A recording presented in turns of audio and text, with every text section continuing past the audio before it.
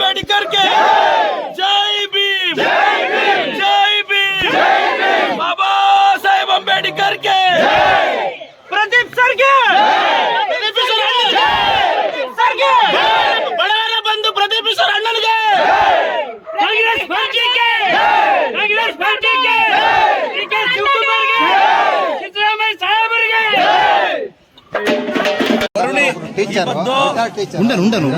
వరుణి గ్రామము మన ఎస్సీ కాలనీకి ఇంటింటికి పారాడి రోడ్లు చరండీలు అంతా చేరితే ఒక 40-50 లక్షలు వర్క్ కావాలా ఇమీడియట్గా వేస్తాను. ఆ చరండి అడిగిండారు, అది చేపిస్తాను. సైట్లు 19 ఎకరాల్లో గవర్నమెంట్లో మాట్లాడి ఫారెస్ట్ వాళ్ళతో మాట్లాడి సైట్లు చేసి ఇస్తాను. ఊరికి ఇంకా బస్సు వచ్చే ఉండే అంటే బస్సు వచ్చే వ్యవస్థ నేను చేస్తాను. ఆడ పెద్దోళ్ళంతా ఊరోళ్ళు మాట్లాడి ఆ పక్క 3 అడీలు ఈ పక్క 3 అడీలు ఇచ్చే వ్యవస్థ చేస్తాను. ఓకేనా? నేను ఈ పద్ధతికి చెప్తాను.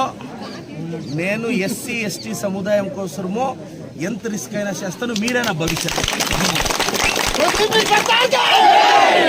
మీరు ఈ పద్దు 180 పనులు తిరిగిండా. ఈ పద్దు మీ ఊర్లకి వచ్చిండా. కాలనీలో 30 జనం ఆఫీసర్లు మీ కాలనీలో కూకొని మీ కష్టాలు అడిగిండాం. ఇవన్నీ ఒక్కొక్కటే సాల్వ్ చేస్తాను. నేను మీ జట్లా ఉంటాను. బాబాసాహెబ్ అంబేద్కర్ ఆదర్శాలను ఇంకా మా ఎట్ల పిల్లలు విధానసౌధకు పోయిండేది. నేను ప్రమాణ వచనం తీసుకుండేది వాళ్ళ పేర్లనే. నేను మీ జట్లా ఉంటాను అంతే. మీరు మన పార్టీ జట్లా ఉండాల. నా ఎట్లా పిల్లోనికి ఇప్పుడు కాంగ్రెస్ పార్టీ బీఫార్మ్ ఇచ్చి ఎమ్మెల్యే చేసింది అంటే పేదోళ్ళకి కాంగ్రెసే మంచి శాఖ అయింది. ఇది మర్చిపోకూడదు కావచ్చా? Baba Saheb Ambedkar DT sir, deputy tahsildar Harish యజమాని డిసేబుల్డ్ పెన్షన్ వస్తాడమ్మా పదమ్రా రోడ్ అది ఎస్టిమేట్ రోడ్డు కావాలి కంటిన్యూషన్ 30 లక్షలు ఇస్తే అది డ్రైనేజ్ కంటిన్యూషన్ వెళ్ళిపోతుంది. అది ఒక 3 నెలలు వేసిస్తానని చెప్పిండాను. ఇప్పుడు చిన్నవి ఒట్టు 3 రోడ్లు అడిగిండారు. దానికి ఒక 15 లక్షలు కావాలా. 2 నెలల పని చేపిస్తాను. అది బస్సు అయినంత బిరినా స్టార్ట్ చేపిస్తాను. ఇంక మీరు మెయిన్ ఈ ఊరిది శ్మశానంకి 23 దినాలు టైం అడిగిండా. 7 దినాలు ఏడీఎల్ఆర్ నోటీసు, 15 దినాలు తహసీల్దార్ నోటీసు. 23వ దినము నేనే జేసీబీ ఎత్తుకొస్తాను.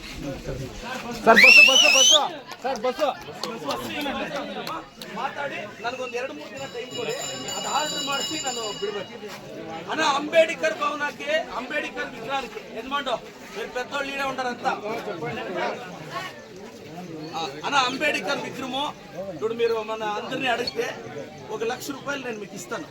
బాగుండే సేపిచ్చి అది నిలబెట్టండి.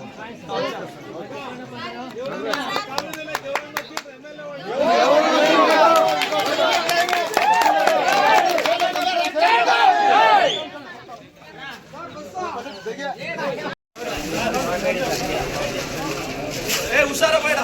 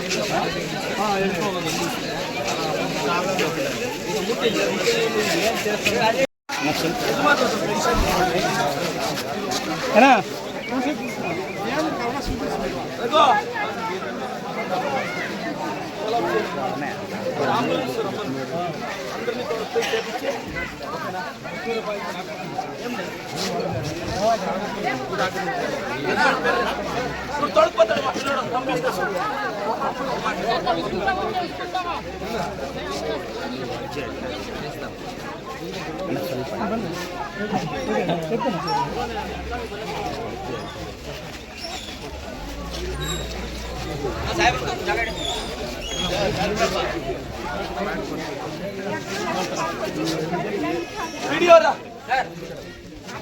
अम्म पेंकिल एंत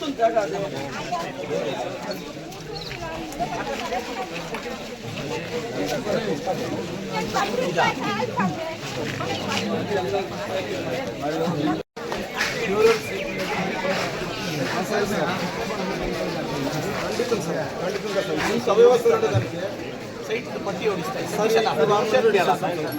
సతీష్ అని వస్తాడు మంచినల్లి ఆఫీస్లో ఉంటాడు టచ్లో ఉంటాం మీరు నీట్గా రాసి వాళ్ళ పేరు ఫాదర్ ಅಥವಾ డీటెయిల్స్ రాసి నంబర్ రాసి రండి సతీష్ అన్న నాకు ఒక 3 నాళ్ళు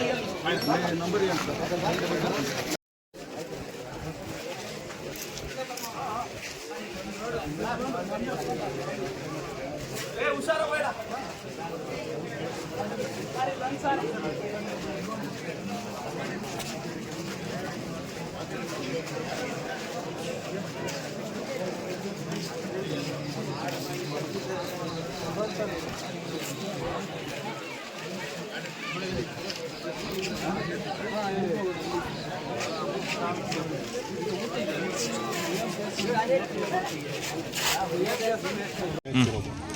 ಹಾಗೆ ಅದ್ದಿರೋದು ಐತೆ.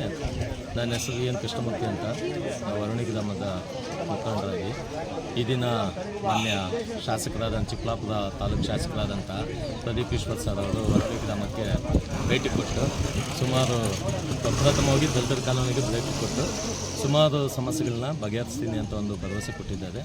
ಒಂದು ಅಲ್ಲಿ ಸೈಟ್ಗಳಾಗಬೇಕಂತ ಒಂದಿದೆ, ಎರಡನೇದು ರಸ್ತೆ ಅಗಲೀಕರಣ ಬೇಕು ಅಂತ ಕೇಳಿದ್ದೀವಿ, ಆಯಿತು ಮಾಡಿಕೊಡ್ತೀವಿ ಅಂತ ಭರವಸೆ ಕೊಟ್ಟಿದ್ದಾರೆ. ಅದೇ ಮತ್ತು ಇನ್ನೊಂದು ವಿಷಯ ಏನಂದರೆ 57-53 ಒಂದು ಫಾರಮ್ಸ್ ಒಂದು ಹಾಕಬೇಕು, ಅದನ್ನು ಭೂ ಸಾಗುವಳಿದೊಂದು ಮಂಜೂರು ಮಾಡಿಕೊಡಿ ಅಂತ ಸುಮಾರು ಜನ ವಿಷಯ ಹೇಳಿದ್ದೀವಿ. ಆಯಿತು ಅಂತ ಭರವಸೆ ಕೊಟ್ಟು ಹೇಳಿದ್ದಾರೆ. ಮುಂದಿನ ದಿನಗಳಲ್ಲಿ ಬೇಗನೆ ಈಡೇರಿಸ್ಕೊಡ್ತೀನಿ ಅಂತ ಹೇಳಿದೆ. ಮತ್ತು ಜೊತೆಯಲ್ಲಿ ಬಂದು ದಲಿತರ ಸ್ಮಶಾನಕ್ಕೆ ಹೋಗ್ಬೇಕಾದ್ರೆ ರಸ್ತೆ ಇರಲಿಲ್ಲ, ಇದ್ರ ಬಗ್ಗೆ ನಾನು ಸುಮಾರು ಸತಿ ಮನವಿ ಕೊಟ್ಟಿದ್ವಿ. ಆ ಮನವಿ ಸ್ಪಂದಿಸಿ ಇವತ್ತು ಅದನ್ನು ನೋಡಿ ನಾನು 20 ದಿನದೊಳಗೆ ಮಾಡಿಸ್ಕೊಡ್ತೀನಿ, ಒಂದು ವೇಳೆ ಬರಲಿಲ್ಲ ಅಂದರೆ ನಾನೇ JCB ತಂದು ನಿಂತು ಮಾಡಿಸ್ಕೊಡ್ತೀನಿ ಅನ್ನೋ ಭರವಸೆ ಕೊಟ್ಟಿದ್ದಾರೆ. ಬಟ್ ಜನಗಳು ಹೃದಯ ಗೆಲ್ತಾ ಇದೆ. ಪ್ರದೀಪ್ ಈಶ್ವರ್ ಸರ್ ಅಂದರೆ ಗ್ರೇಟ್. ಅವ್ರ ಕಾರ್ಯಕ್ರಮೆಲ್ಲ ಇದ್ದ ಸ್ಪಾಟಲ್ಲೇ ಬಗೆಹರಿಸ್ಕೊಡ್ತಾ ಇದ್ದಾರೆ. ಈ ಹಿಂದೆ ಶಾಸಕರು ಯಾರು ST ಕಾಲಕ್ಕೆ ಬಂದಿರಲಿಲ್ಲ ಅಂತಾರೆ. ಮಾಡಿಲ್ಲ ಅವರು ಈ ರೀತಿ ಅಂದರೆ 36 ಇಲಾಖೆಗಳು ಸಂಬಂಧಪಟ್ಟ ಇಲಾಖೆ ಅಧಿಕಾರಿಗಳನ್ನ ಕರ್ಕೊಬಂದು ಎಲ್ಲೂ ಮಾಡಿದ್ದೆಲ್ಲೂ ನಾನು ನೋಡಿಲ್ಲ. ಅದೇ ಇವರು ಪ್ರಪ್ರಥಮವಾಗಿ ನಮ್ಮ ಚಿಕ್ಕಬಳ್ಳಾಪುರ ತಾಲೂಕಲ್ಲಿ ಈ ರೀತಿ ಮಾಡ್ತಾ ಇದ್ದಾರೆ. ಎಲ್ಲ ಈ ಹಿಂದೆ ST ಕಾಲೋನಿಗೆ ಯಾವ ಶಾಸಕರು ಬಂದಿಲ್ಲ ಅಂತ ಹೇಳ್ತಾರೆ. ಅದಕ್ಕೆ ಯಾವ ರೀತಿ ಪ್ರಕ್ರಿಯಿಸ್ತೀರಾ? ಹಿಂದೆ ಯಾರೂ ಬಂದಿಲ್ಲ, ಏನಿಲ್ಲ, ಅವ್ರು ಬಂದಿಲ್ಲ ಅಷ್ಟೇ, ನಾವೇನು ಹೇಳೋಕ್ಕಾಗಲ್ಲ. ಆದಮೇಲೆ ಬಂದಿಲ್ಲ, ಬಗೆಹರಿಸಿಲ್ಲ, ಇವ್ರು ಬಂದು ನೋಡ್ಕೊಂಡು ಬಗೆಹರಿಸ್ತಾ ಇದ್ದಾರೆ. ನಾನು ಕಾಂಗ್ರೆಸ್ ಪಕ್ಷದ ಕಾರ್ಯಕರ್ತ, ಒಂಥರ ಕಾಂಗ್ರೆಸ್ ಪಕ್ಷಕ್ಕೆ ಸೈನಿಕನಿದ್ದಂಗೆ. ಇವತ್ತು ನಮ್ಮ ಜನಪ್ರಿಯ ಶಾಸಕರಾದಂಥ ಚಿಕ್ಕಬಳ್ಳಾಪುರ ವಿಧಾನಸಭಾ ಕ್ಷೇತ್ರದ ಶಾಸಕರಾದಂಥ ಪ್ರದೀಪ್ ಅಣ್ಣವರು ವರುಣಿ ಗ್ರಾಮಕ್ಕೆ ಬರ್ತಾ ಇದ್ದಾರೆ ಅಂತ ಮಾಹಿತಿ ಬಂತು. ಆ ವಿಚಾರ ತಿಳಿದು ಇಲ್ಲಿ ವರುಣಿ ಗ್ರಾಮಕ್ಕೆ ಬಂದಿದ್ದೀವಿ. ಇದೆಲ್ಲ ನೋಡ್ತಾ ಇದ್ದರೆ ಏನಪ್ಪ, ನಾವು ಗ್ರಾಮ ಪಂಚಾಯತ್ ಸದಸ್ಯ ಸಮೇತ ಈ ಮಟ್ಟಿಗೆ ಇಳಿದು ಮನೆಗೆ ಹೋಗಿ ಭೇಟಿ ಮಾಡಿ ಕೆಲಸ ಮಾಡಲ್ಲ, ಶಾಸಕರಾಗಿ ಇಷ್ಟೊಂದು ಕೆಲಸ ಮಾಡ್ತಾ ಇದ್ದಾರಲ್ಲ, ಇಂಥ ಶಾಸಕರು ನಮ್ಗೆ ಸಿಕ್ಕಿರೋದು ತುಂಬ ಅದೃಷ್ಟ ಅಂತ ನಮ್ಮ ಮನಸ್ಸಿಗೆ ಅನಿಸಿದೆ. ಈಗ ನಾವು ಮನುಷ್ಯನಹಳ್ಳಿಯಲ್ಲಿ 4 ಗ್ರಾಮ ಪಂಚಾಯತ್ ಸದಸ್ಯರಾಗಿದ್ದೀವಿ. ನಾವು ಅಲ್ಲಿ ವಾತಾವರಣ ನೋಡ್ತಾ ಇರ್ತೀವಿ. ಗ್ರಾಮ ಪಂಚಾಯತ್ ಸದಸ್ಯರೇ ಜವಾಬ್ದಾರಿ ತೊಗೊಂಡು ಕೆಲಸ ಮಾಡಲ್ಲ, ಅಂಥ ಕಾಲ ಇದು. ಅಂಥ ಕಾಲದಲ್ಲಿ ಶಾಸಕರಾಗಿ ಇಡೀ ಕ್ಷೇತ್ರದಲ್ಲಿ ಇವತ್ತಿಗೆ 188 ಹಳ್ಳಿಗಳು ಸುತ್ತಾಡಿ ಸ್ಪಾಟಲ್ಲೇ ಸಾಧ್ಯವಾದಷ್ಟು ಸಮಸ್ಯೆಗಳು ಸ್ಪಾಟಲ್ಲೇ ನಮ್ಮ ಕಣ್ಮುಂದೆ ಸಾಲ್ವ್ ಮಾಡಿದ್ದಾರೆ. ಇಂಥ ಶಾಸಕರನ್ನ ನಾವು ಎಷ್ಟು ಕಿತ್ತ ಗೆಲ್ಸಿದ್ರೂ ಕಡಿಮೆ ಇಲ್ಲ. ಇನ್ನೊಂದು, ಇಂಥ ಶಾಸಕರು ನಾವು ಮತ ಕೇಳಿ ಇವ್ರನ್ನ ನಾವು ಗೆಲ್ಸಿದ್ದಕ್ಕೆ ನಮಗೆ ತುಂಬ ಖುಷಿ ಆಗ್ತದೆ. ಈಗ ಎಷ್ಟೋ ಜನ ಶಾಸಕರು ನಾವು ಗೆಲ್ಸಿದ್ದೀವಿ, ಅವ್ರು ಗೆದ್ದು ಹೋದ್ಮೇಲೆ ನಮಗೆ ಅನ್ಸುತ್ತೆ ಏನಪ್ಪ ಇಂಥ ಶಾಸಕರು ನಾವು ಗೆಲ್ಸಿಬಿಟ್ಟಿವಿ ಅಂತ. ಬಟ್ ಈ ಪ್ರದೀಪ್ ಅಣ್ಣನ ನಾವು ಗೆಲ್ಸಿರೋದು ನಮ್ಗೆ ತುಂಬ ಖುಷಿ ಆಗ್ತದೆ. ಯಾಕಂದರೆ ಈಗ ನಾವೇನೋ ಒಂದು ಕೆಲಸ ಮಾಡಿದಾಗ ನಮ್ಗೆ ತೃಪ್ತಿ ಸಹಿತ ಖುಷಿ ಆಗುತ್ತೆ. ಪ್ರದೀಪ್ ಅಣ್ಣನ ಗೆಲ್ಸಿದ್ದಕ್ಕೆ ನಮಗೆ ತುಂಬ ಇವತ್ತು ತೃಪ್ತಿಯಾಗಿದೆ. ಇನ್ನೊಂದೇನೆಂದರೆ ಇಡೀ ರಾಜ್ಯದಲ್ಲೇ ಕ್ಷೇತ್ರಕ್ಕಾಗಿ 10 ಆಂಬ್ಯುಲೆನ್ಸ್ ನೀಡಿದಂಥ ಶಾಸಕರು ನಮ್ಮ ಪ್ರದೀಪ್ ಅಣ್ಣ. ಗೆಲ್ಲೋಕ್ಕೆ ಮುಂಚೆ ಏನೇನೋ ರೂಪವೇಶಗಳು ಹೇಳ್ತಾರೆ, ನಾನು ಅದು ಮಾಡ್ತೀನಿ ಇದು ಮಾಡ್ತೀನಿ ಅಂತ, ಗೆದ್ದ ಮೇಲೆ ಮಾಡೋದು ಬೇಕಿರೋದು.